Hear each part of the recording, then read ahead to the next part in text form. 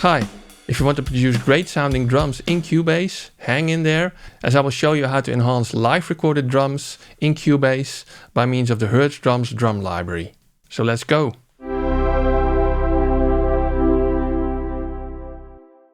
So we recently recorded a new track from my band The Wash in the studio over here in Holland, and that track is due out for release in April 2023, called No Silence. And I will use the recorded drums from that session for the demonstration in this video. Now the drum tracks for this were already edited and I put some basic processing, EQ, compression and some reverb on them. So they're not bare bones anymore, but it's clear to me that they could use some enhancement by samples or otherwise for even more impact. Now I will be using drum software from Hertz Drums for this, who are also kindly sponsoring this video. Now there are many videos on Hertz Drums on YouTube already, and they have a lot of excellent tutorials on their website as well, so I will not be going over every little detail in the drum software, but instead I will focus on some Cubase techniques that you can really use with any drum software, but also specifically on how to combine this with Hertz Drums. But in case you've never seen this virtual instrument yet, let's have a quick look, because this is Hertz Drums. It opens up on the mixer page, and in the middle you can see the drum set. On the bottom you see the mixer where you can set the volume, solo, mute, panning for the drum instruments. And on the right side you can see various controls that are meant to shape or influence the drum sound of one specific instrument. So I last touched the cowbell. So these are all controls that you can use to change the sound of the cowbell. If I click on the snare, this top control is replaced by snare and you can now change everything for the snare sound. Next page is the lip sampler page. And this page basically shows the various samples that they have available for, in this case, the snare again, because I last touched that. But if I touch the kick, you see it shows the various kick samples. Now over here you can see that we have kick mic A for an instrument, a vintage 24 by 14 inch kick drum. And it's from the white pack, because I have selected a white pack rock metal preset for this. But equally so, you can also select the kick drum from one of the other packs. For example, this one is from the blue pack, and there are 3 different microphones that you can select for that same kick drum. So you can select the sound that you like best. Now there's a grooves page in which you have the ability to play grooves.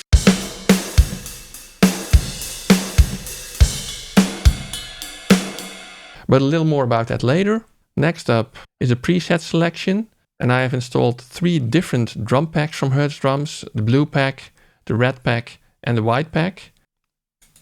Next up is the audio routing, by which you can send different drums to different outputs of the instrument, and I will show that later as well. MIDI mapping. If you click on info, you see that there are various articulations for different MIDI notes. For example, for this snare you have center right, center left, rim shot right, rim shot left, etc. And over here you can set which MIDI notes trigger which articulation basically.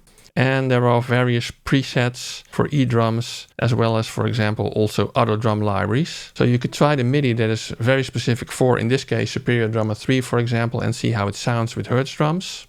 And finally, you have the audio and MIDI library packs that can be installed. Over here you see that I have 3 audio libraries installed. I have 1 MIDI library installed, which determines which grooves are available over here. You can set the performance of Hertz Drums, and I will set it to high performance for the most detailed sound. You can humanize the playback mode, and you can stereo flip the signal, depending on whether you want drummer perspective or audience perspective for the drum sounds. And on the bottom you have the master controls and the groove player for playing grooves. Now I am running version 1.2.0 of the Hertz Drum software, which they released mid-December, which contains some enhancements and updates and bug fixes on the original version of Hertz Drums. They also have a free 14-day trial available, so if you're interested, go check them out. So let's see how to use this drum library in Cubase to enhance live recorded drums. So this is a Cubase project in which I have recordings of our new track, and I've expanded only the drums folder because we're focusing on drums in this video. And if we listen to this with already some basic EQ and compression on there, it sounds like this.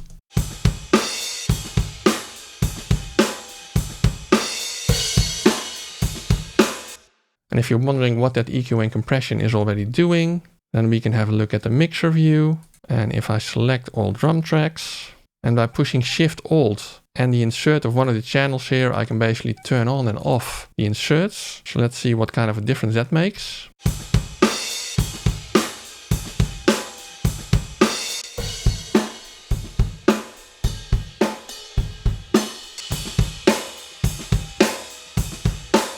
So it already makes quite a bit of difference, but I think it could use some extra oomph. So let's add Hertz Drums. And I will add it as an instrument track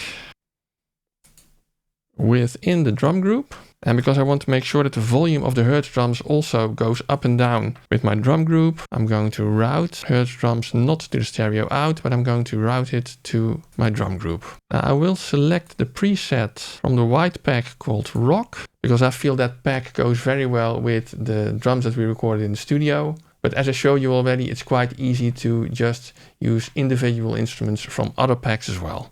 Now the first thing I'm going to enhance is the kick. I have 3 kick tracks: kick in, kick out and kick sub. And what I basically want to do is I want to extract the kick hits as MIDI from these tracks so that I can use them to trigger the samples of the Hertz Drums kick. And in order to be able to extract the MIDI most easily, it's best to choose the kick drum with the most audible, most transient kick in there. So let's have a listen.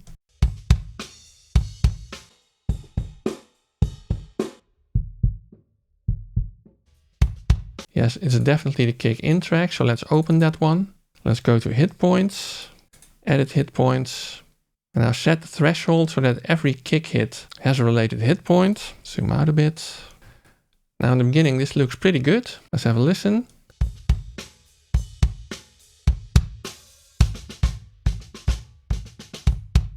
Let's also see where there are some more kick hits, whether that's actually accurate.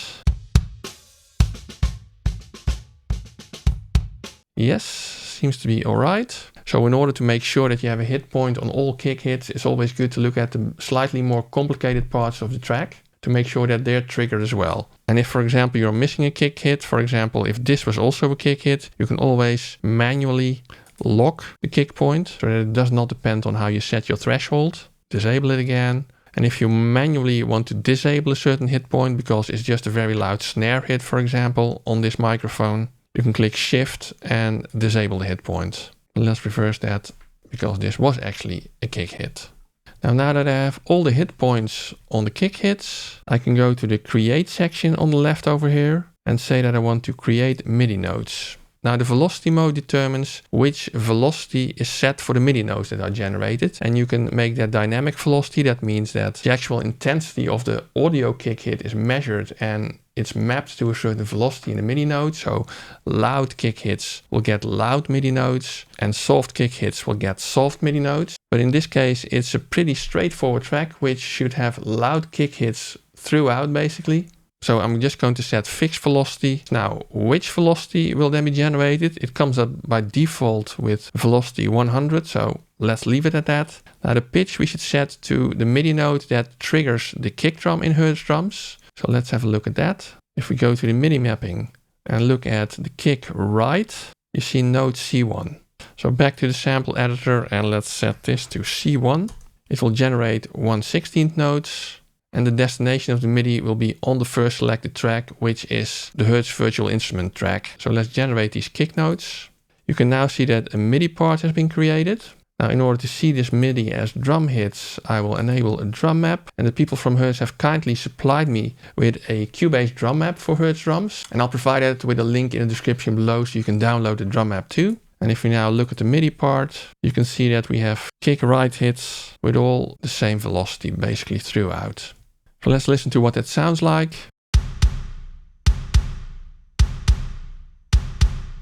Yeah, so quite a powerful kick hit. Now before I go on and do the same thing with the snare, if you like this video, please give it a thumbs up for the YouTube algorithm, subscribe to the channel and ring the little bell icon so you know when I post another video. Let's do some snare enhancements. So I've already checked that the snare top track has the best transients for detecting the snare. So I'm opening that one in the sample editor again. Hit points are already enabled and the snare hits seem to be pretty regular. Let's check this more busy part over here, whether this is actually correct. This is actually also a snare hit, so maybe I will lock this hit point additionally because the rest seems to be pretty good.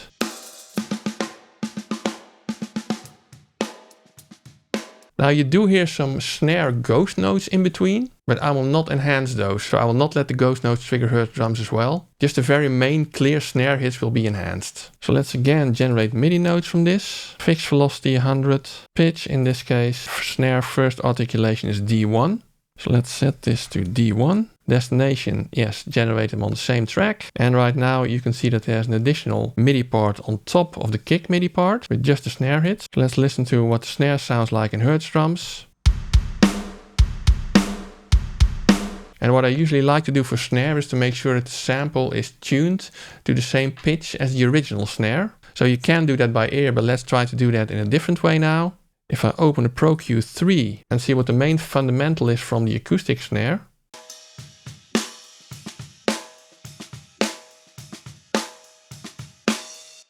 You can see over here that it's around 218 Hertz. So let's see what the main fundamental is of a Hertz drum snare.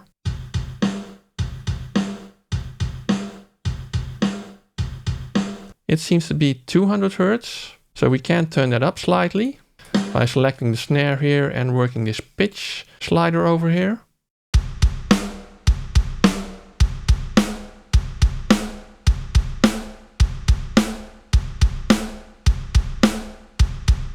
Well, it's exactly 218 even. It doesn't have to be that exact. But now the pitch of the recorded snare and the Hertz drum snare aligns. Now another thing to always check if it aligns is the phase of the kick and the snare. So let's enable the acoustic snare, the acoustic kick and Hertz drums. So you can hear the samples together with the acoustic drums and see if switching the phase of the acoustic drums makes any difference. Let's first try it for the kick.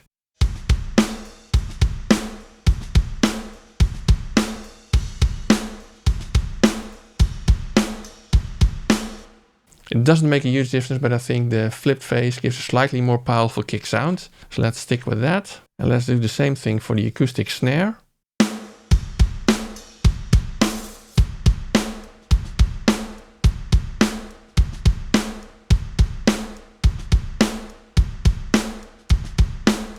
Now let's leave that to the original. Now if you double click on the MIDI part that I just created, you see that it only contains the snare. And it would of course be nice if we also had the kick hits in this. You can see that that's actually in second MIDI part, which is below the currently selected snare MIDI part. Now we can rectify that by choosing glue over here and clicking on this part. And if we now open it, you can see it contains both the kick hits as well as the snare hits. So let's blend the original drums and the Hertz drums in the mixer view.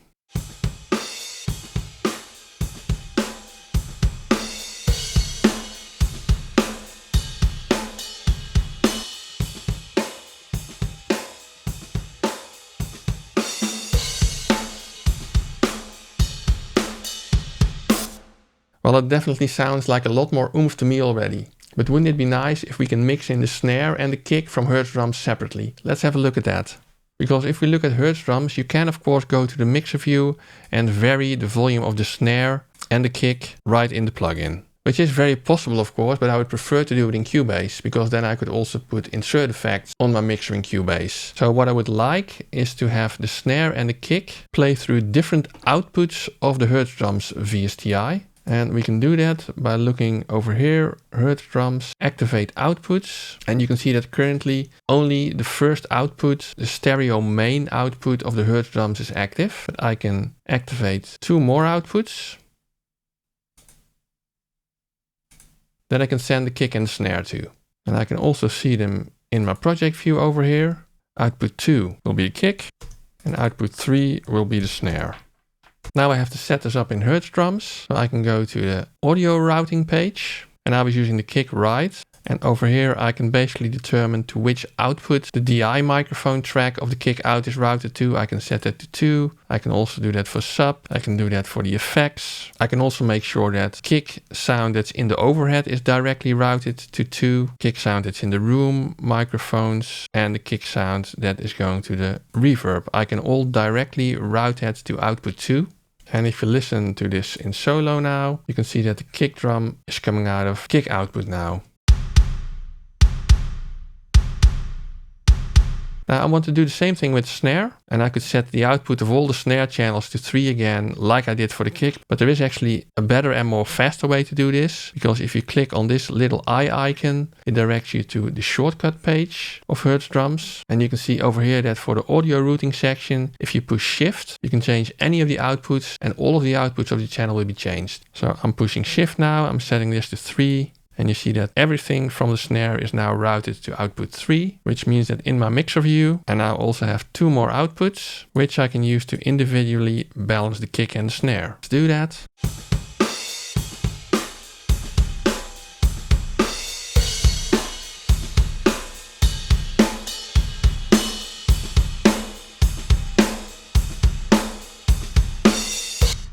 And I could of course also add insert effects here separately for the kick and snare, or add send effects separately for the kick and snare coming out of the Hertz Drums virtual instrument. Now another thing that I quickly want to show you, that if we hadn't recorded these drums in the studio, we could also have generated them from the grooves in Hertz Drums. Let's have a look. And for this I will generate an additional Hertz Drums track.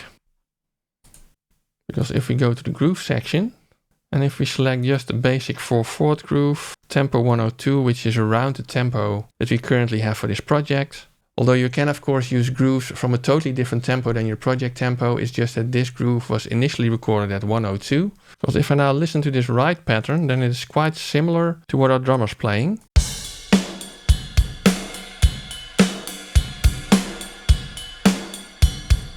I just need double kick hits every time, so I can now drag this pattern to Cubase from this button over here. And I've set up the Hertz drum map again on this channel. And if I add the kick hits manually, let's listen to the difference.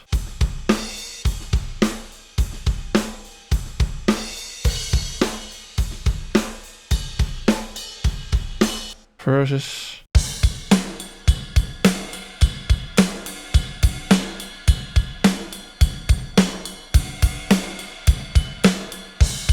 yeah, so very powerful mix-ready drums, even though they sound a bit less lively compared to the live recorded drums enhanced by the Hertz Drums. Now I'll put a link to the Hertz Drums library in the description below, as well as a download link to the Cubase drum map that I got from Hertz Drums. And remember, there's a 14-day trial, so if you want to check them out, it's totally free.